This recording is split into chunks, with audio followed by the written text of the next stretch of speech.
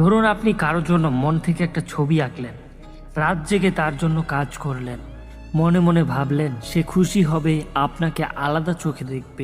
সে ছবি নিল, হেসে বলল শুধু ধন্যবাদ। তারপর সব আগের মতোই, না বাড়তি কথা, না বাড়তি গুরুত্ব। আর এখন প্রতিদিন দেখা হয় কিন্তু কথা হয় না। আপনি ভিতরে অস্বস্তিতে, বুক ভারী লাগে। আজ আমি বলবো এই অবস্থায় কি করবেন। বাস্তব সত্য হলো, ভালোবাসা দিলে ভালোবাসা ফিরবেই এমনটা নয়। প্রথমে একটা সত্য মানতে হবে আপনাকে।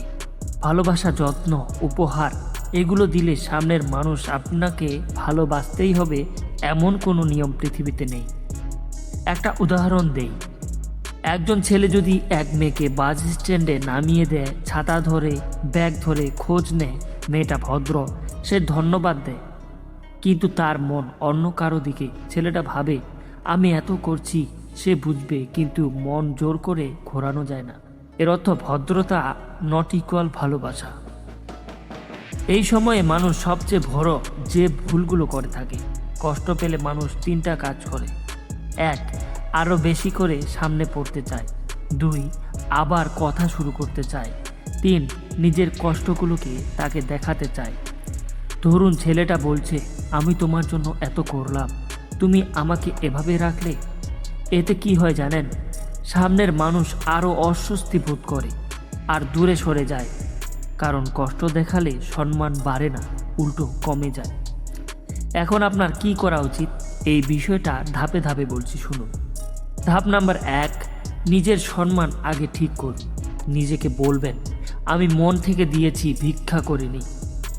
এই লাইনটা খুব শক্ত। আপনি দিয়েছেন কারণ আপনি মানুষ হিসেবে বড়, সে নেয়নি, সেটা তার সিদ্ধান্ত।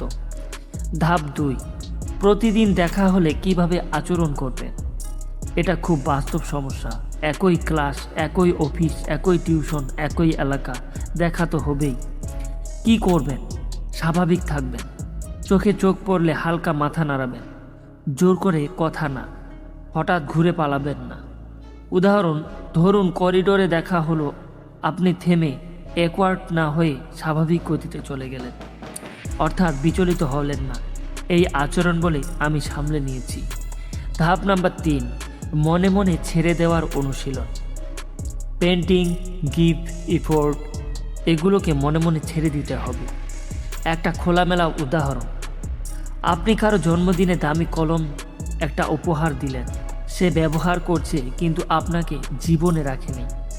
আপনি কি প্রতিদিন কলমের কথা ভেবে কাঁদবেন? না, তাহলে পেন্টিং নিয়েও কাঁদবেন না। ধাপ নাম্বার 4, মন টানলে কি করবেন? খুব কাজে দেয়।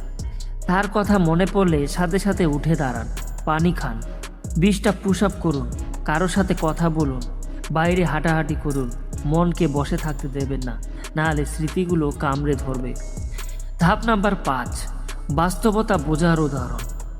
একজন ছেলে 2 বছর ধরে চেষ্টা করছে, শেষে মেয়েটা বলছে আমি তোমাকে ওই নজরে দেখি না।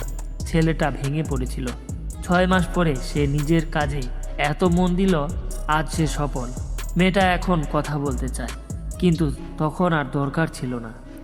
সময় মানুষকে বদলায়, কিন্তু আগে নিজেকে বাঁচতে হয়। ধাপ নাম্বার 6, কষ্টকে শক্তিতে বদলান।